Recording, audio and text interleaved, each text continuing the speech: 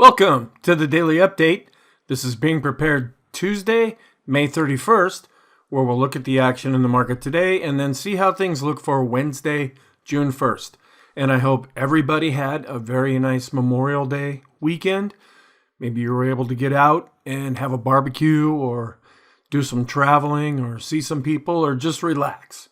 We ended up having a bit of a down day on Tuesday, which should not necessarily be surprising. We were pretty overextended in the short term. The one encouraging thing that I could see is that we didn't go full-blown negative. Instead of falling back and turning the picture more negative, we fell back to the point where we're starting to work off some of the short-term overbought conditions that we've been seeing. So that in and of itself is positive. We're still negative overall, but we're getting better. We're still seeing some improvement. First of all, I want to make a couple of announcements here. I did post the supplemental video, in fact, 2 of them over the weekend. The first one went more into depth of the scenario that something needs to happen, specifically with the Fed, in order for them to provide a more conducive environment for the markets to go up from here. And please go back and view that if you desire to do so. I also added an addendum. I spent a lot of the weekend putting things together, recording, and then editing that video. Well, I didn't get a chance to really look over some things. I went back, I watched another one of the Ciuvaco videos, and I read through some different articles, and I went, wait a minute. Maybe there's some things in here where I might be a little bit misleading because it was still 24 hours or so before the market was going to open on Tuesday. I felt I should post something right away. And I will say, it was not my best way of explaining things. Just on a personal note, I suffer from massive sinus headaches, specifically in the spring and in the fall when we're really changing seasons. I was really battling a headache and I was not really thinking all that clearly. What I wanted to point out at the first part where I said those that get into a trend-based strategy do that near the end of the day. I realized that not everybody can do that. That's the strategy that I teach. We want to wait as close to the close as possible to get in. What I didn't mention there is I know that a lot of you can't do that. And so you may have watched that video, concluded, wow, we're just going up from here. I'm going to log into my account right now and it's Sunday and the market's closed tomorrow. I'll just take care of things right now and I'm going to fully unload and go long Tuesday morning when the market opens. That's what my concern was. And I didn't want you to go into that. Even though I tried to be neutral in that supplemental video, I might have been a little more enthusiastic about the idea that maybe we had actually found something. When I walked that back a little bit, did a little bit more research, got some more information, I went, wait a minute, we really don't have a real clear answer right now. And so that was my reason for the second video. Another thing that I'm thinking of doing is nobody's really going to spxinvestingblog.com to look at the chart gallery and the PDFs and all of that. What I'm thinking of doing is the gallery is kind of hard to set up. I have to play whack-a-mole. When I have all the slides, I have to rearrange them and sort them out. And that can take longer than anything else. And I have well over 100 charts each day. What I'm thinking of doing is just creating a PDF chart book, where one section will be, these are the charts I used in the video. And then the second part will be, these are charts that I didn't use in the video, but you still might want to look at anyway. That'll be a PDF. You can look at it online. You can download it. You can do whatever you want with that, just to give you an idea to look over some of the things that maybe I missed, and you might pick something up. If I'm wrong about that, let me know. Send me an email or post a comment or what have you that, yeah, where's the gallery? I really like doing that. It's a lot easier to just create that PDF, upload it, boom, it's there. I can also keep an archive. All right, let's go back and talk about what happened on Tuesday. Right at the open, we did have a gap lower. Not really surprising. It was kind of interesting. On Monday, while the markets were closed, the S&P futures were up anywhere from half to almost a full percent at one point. But then as things got into the evening, getting into Tuesday, we started to turn more negative. And then we just stayed negative going right into the open. We ended up opening below the daily pivot, which was at 41.31. We went all the way down to S1 at 41.04, pretty much right off the bat. Prices then bounced back to the daily pivot. That was kind of the key level. As the day went on, prices climbed back to the unchanged level. And I say this over and over and over. The unchanged level is a built-in support or resistance level. When we're down and we get back up to that level, it becomes resistance. If we're going higher and we come back down, then it's support. We actually went a little bit above that, kind of like a little fake out move. I was watching as that was happening, and I'm like, okay, are we going to break through to unchanged and actually go positive here? Well, we broke through a little bit, but not enough to really keep going. Right into the close, we saw selling that took prices back down to the daily pivot. Yeah, and we bounced around a little bit and ended up right back on the daily pivot. We ended up being down 0.63% on the day, and volume really spiked up. And it was the last trading day of the month. You had some window dressing. There may have been some index adjustments that were going on. So I wouldn't read too much into that because overall, we've been seeing below average volume lately. We're currently looking at the technicals, which yes, they're negative, but still showing some improvement. The markets are still all freaked out about inflation and interest rates, which produces concerns about growth. We have all the different geopolitical concerns that are going on, and then earnings as they are released. What are some comments that we can make based on what happened on Tuesday? Oil hit $120 on the news that there's been an increase in sanctions by the EU placed on Russia, and that really shot oil prices up. Now, it came down off of that, but during the night and during the day, oil had really gone higher, and that spooked out the markets a bit. The S&P was down as much as 1.3% during the session. That's a pretty good rebound. And then before that, having to even try go positive. That was kind of a healthy sign too. The equity put call ratio declined on a down day. That's something that you don't see all that often. One of the Fed governors, Waller, and he's an FOMC voter, he supports putting into place a policy rate that's above the neutral rate to kind of get ahead of inflation. That was a little bit negative and kind of bit into our Fed policy positive backdrop. Will this rebound last or be short-lived? So far, even with the down day, things are still looking like they could be improving. We still have a lot of signals that we rely on, and the action on Tuesday really didn't do anything to damage that, which in a way also helped things look even better. But anything can still happen on Wednesday. Gas continues to be going up. We're getting into the summer months now. The VIX is starting to calm down, and that weird chart that I've been looking at, if we continue to go back down, and I'll show you that here, I'll probably just take that chart out. Fear still remains extreme, but there's another chart showing that we've gone more back to neutral. So we're getting a little bit of a discrepancy on that right now. We're still in correction territory with the S&P. The technical indicators are showing continued improvement, even with the down day, and it looks like we're working off that short-term overbought condition. Looking at the economic reports that were released, consumer sentiment ended up decreasing to 106.4. They had expected it to decrease to 103.7. So even though it was down, it wasn't down as much as they thought it would be. The S&P Case-Shiller Home Price Index, not really surprising with housing prices just going up and up and up. It was up 21.2% on a year-over-year basis. They expected it to be up 20%, which still is skyrocketing. When it comes to real estate, we're seeing housing prices really going up, but we're seeing the ability to buy those houses starting to lessen based on the reports that have been coming out. The other FHFA housing price index, it increased 1.5% on a month-over-month basis. The Chicago PMI was also released and it rose to 60.3. They expected it to be 55.5. Last time it was at 56.4. So this was better than expected. Our trend is still negative, but it's getting weaker. The ADX is still starting to drop, and I'll show you that. I'm still keeping the biases positive. Even though we had a down day, it still looked more positive than just the fact that we declined. That could all change if we end up being pretty negative on Wednesday. The momentum I'm also keeping positive for right now, but with a red flag attached to it. Let's go back and look at the day's session, looking at sentiment. Based on our fear and greed index, we are still in extreme. We are still below 25, and we've been at this level for quite a while now. But that's contradicting this.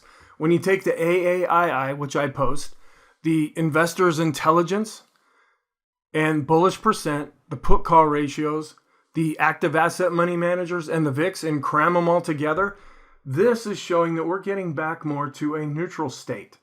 So we're kind of seeing a little bit mixed picture. Now, the two have never really lined up with each other. This tends to not be as volatile as the CNN fear gauge that we use. We watch all of these other things anyway. I'm still going with the idea that we're still pretty extreme. This is saying we're more neutral. Why don't we kind of split the difference? Here's the VIX where it just ticked up slightly, and we're below both of the moving averages on the line chart. The bar itself, we ended up closing right at the low. So that is fairly positive. This is showing that the VIX had been going up a bit, but then came back down as we ended the day.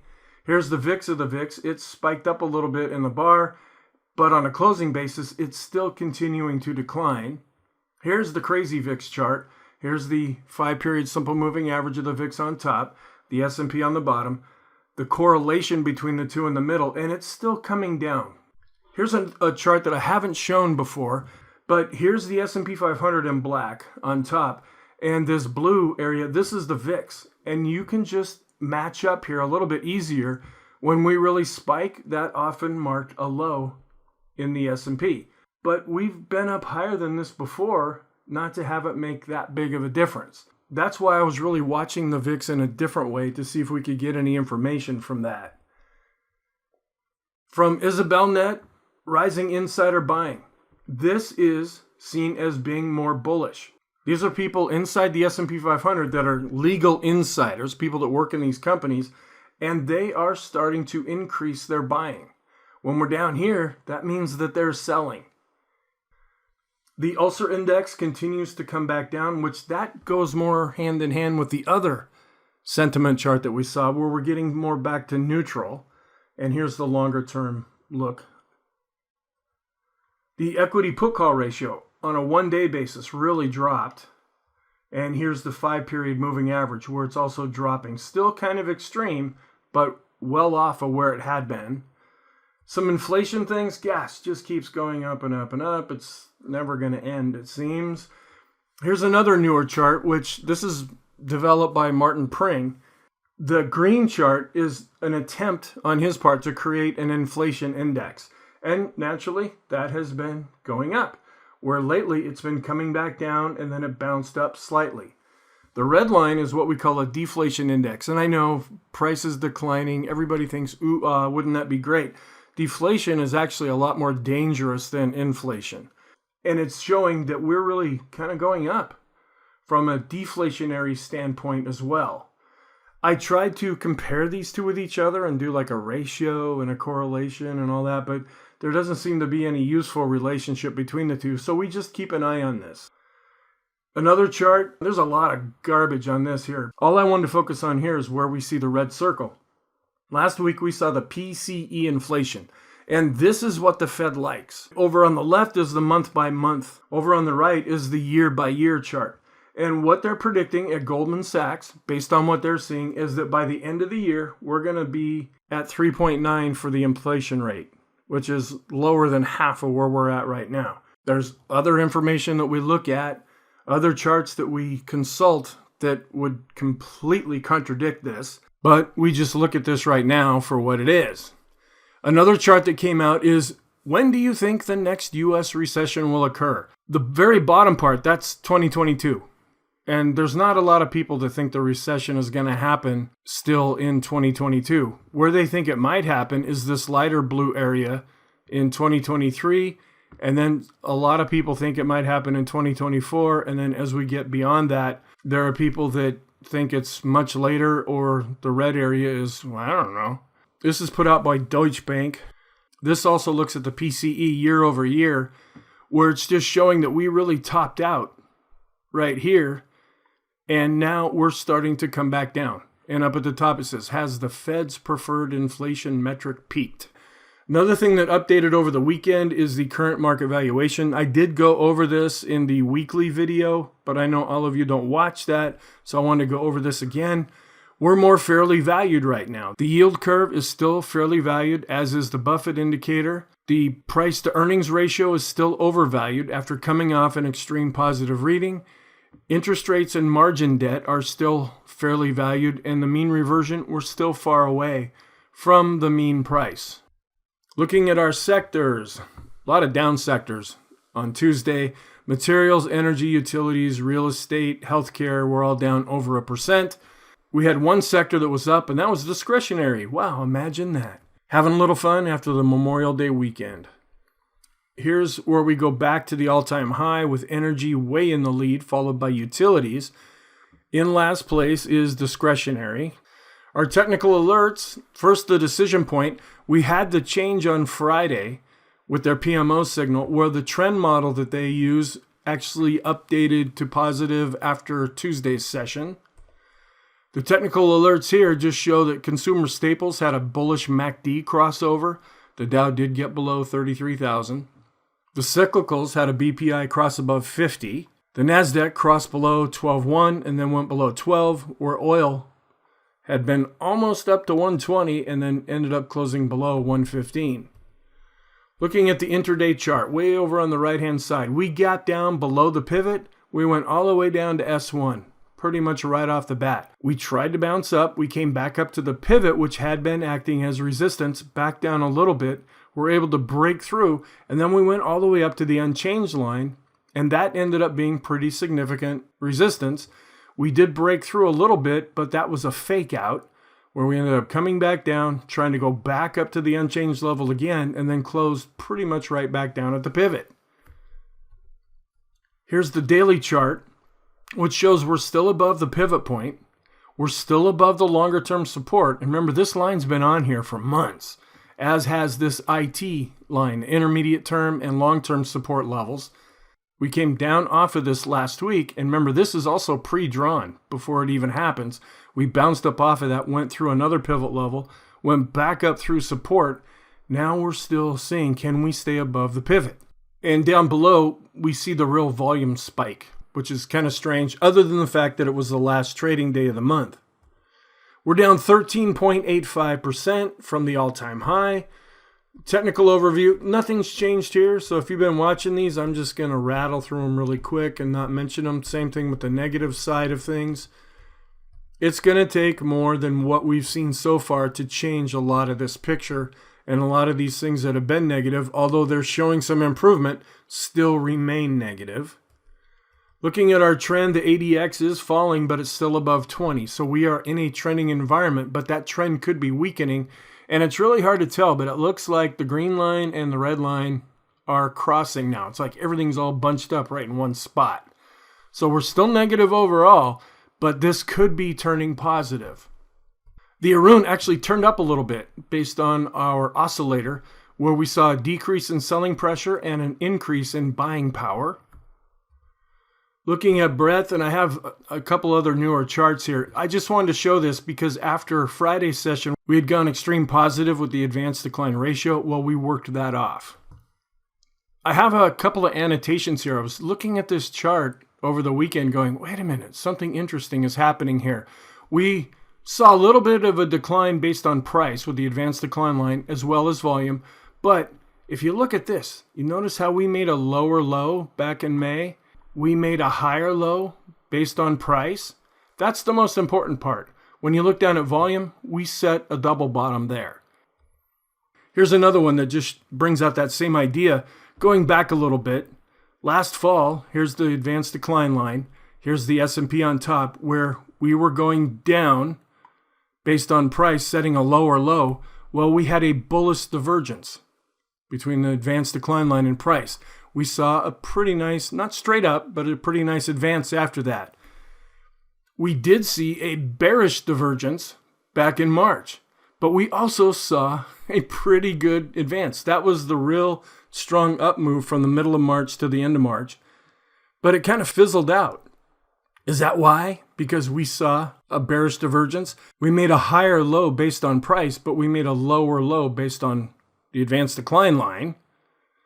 So maybe that's why some of that fizzled out. Now, there's a lot of other reasons too, but we had gotten to an overbought condition here and then just turned and went down the other way. Where right now we're seeing more of a bullish divergence, a higher high based on the advanced decline line after we had set a lower low in the S&P. The advanced decline ratio is still positive, although it did decline slightly. New highs and new lows, they're still hanging in there. We're trending higher with the 5 period, and we're even going slightly higher with the 10 period. And if you look at the raw data, we saw that there were more new highs than new lows on Tuesday. The accumulation distribution is still positive, although it did decrease a bit. And I brought this back up because after Friday's session, we had shown an extreme positive reading with the 19-day exponential moving average. Well, we've pretty much worked that off now, and it's hard to see, so I put an arrow right there. Here's another new chart where this just shows the percent of those stocks in the S&P that are above their 200-day moving average. And this is part of the concern. I didn't show this in the supplemental video, but I was looking at this going, wait a minute, when we came down here and set a really solid low, we were extreme. We were below 10%. When we set another low, we dropped below 10%. When we set the low on Christmas Eve, the Christmas Eve crash, we were almost down to 10%. The COVID low, we were below 10%. Look at what's happening right now. Have we gone low enough here? Are we seeing a potential divergence? That's why I have this marked. That could be a sign of a concern on a longer term basis. If this was pegged all the way at the bottom, that would be a little bit more legitimate signal. It could be legitimate right here because we've come down to this level and sprung up out of that before. I just wanted to point this out to you because we're not really getting an extreme reading, nor did we ever get an extreme reading with this chart during the last few weeks. The 10-day average of the highs and lows, we had gone pretty extreme negative here in the short term, but we're bouncing back up and more neutral right now. Looking at some short-term charts, the rate of change, it was extreme. That got worked off on Tuesday. 5 period, it's still extreme, but it's working off a bit. Here's a chart we haven't seen in a long time. It's one of our rainbow charts where we're starting to come back up into the shorter-term moving averages. And I just thought you might want some color in your life, so I figured I would show this. I can't show you any of the other ones because we're still far away, but these are the short-term moving averages. McClellan Oscillator, which really shot up in extreme positive, which is always a good sign, but maybe we overdid it. It's coming back down, but it's still in extreme positive territory. The Force Index worked off a little bit after it was hitting the upper Keltner band. Stochc RSI, still extreme positive, but coming down slightly, as is the Williams percent R. 20 period moving average, coming down after showing an extreme reading, came down a little bit on the 50 as well as the 200. Short-term stochastics, working off a short-term overbought condition, getting overbought intermediate term, looking better longer term. Looking at our intermediate term charts, all of the oscillators are still positive. It takes more than just a little blip. These move slower. The vortex, it's crossing. Now, one thing to be a little concerned about here that I didn't point out on Friday is we crossed the green lines above the red, but we also are below 1 here. That could be slightly negative. If you look back at other times, we want to be as close to 1 as possible when these lines do cross. The STO, based on price, declined after being an extreme positive, as well as based on volume. The BPI really just ticked a little bit higher. That is positive. That hung in there. The PMO is positive, based on price and volume, also positive. Those PMOs that are rising, still extreme and coming down slightly. The buy signals are getting extreme, but still positive. Those that are above 0 is also turning up. Summation index based on price is still going up, but it's below 0, where we've crossed above 0 based on volume. CCI, this had given us an extreme positive reading. After Friday, it's coming down slightly. Ease of movement, still showing a bit of an advance on the 14 period. The boom indicator still is pretty much more neutral now on the 50, where we're showing some improvement with the 200. One thing that we did see really turn up, and that was because of the volume spike right at the end, was our volume intensity. So I don't know if I'd read too much into that. Chaikin Oscillator, also almost getting in extreme territory, turned down slightly. The CMF is still positive overall, but did decline. The Money Flow Index, I haven't shown this in a while. I wanted to show it because we crossed above 50. So this is turning more positive. The Connors RSI, after really spiking up after Friday, has really come back down. But we're still above this anchored moving average. And again, this anchored moving average, this indicator allows you to attach it to a certain price and then measure from that point going forward.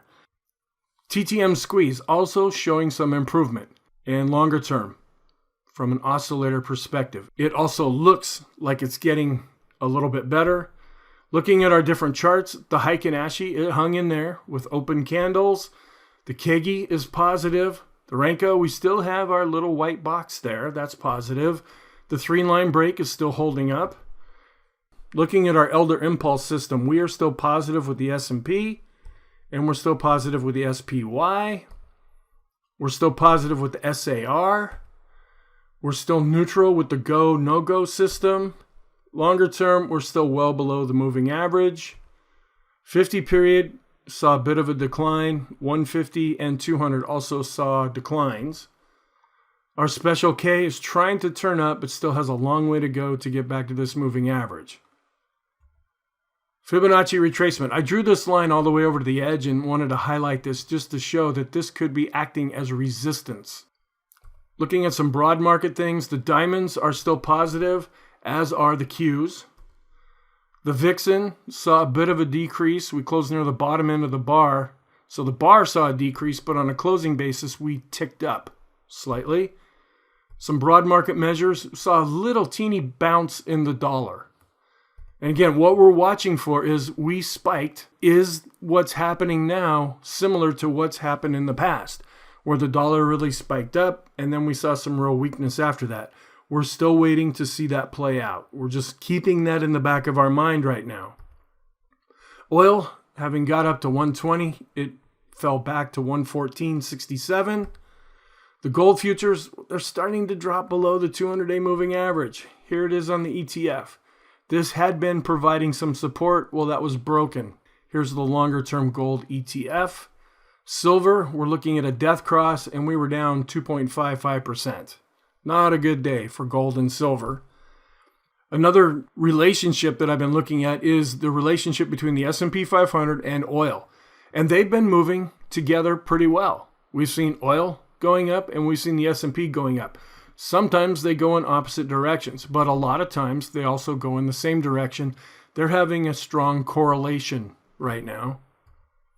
Bitcoin actually was able to blip back above 30. Right now. It hasn't done much since then. Maybe that's a little bit positive, but we still have a lot of technical damage and a downtrend to fix as far as Bitcoin is concerned and a lot of the cryptos right now.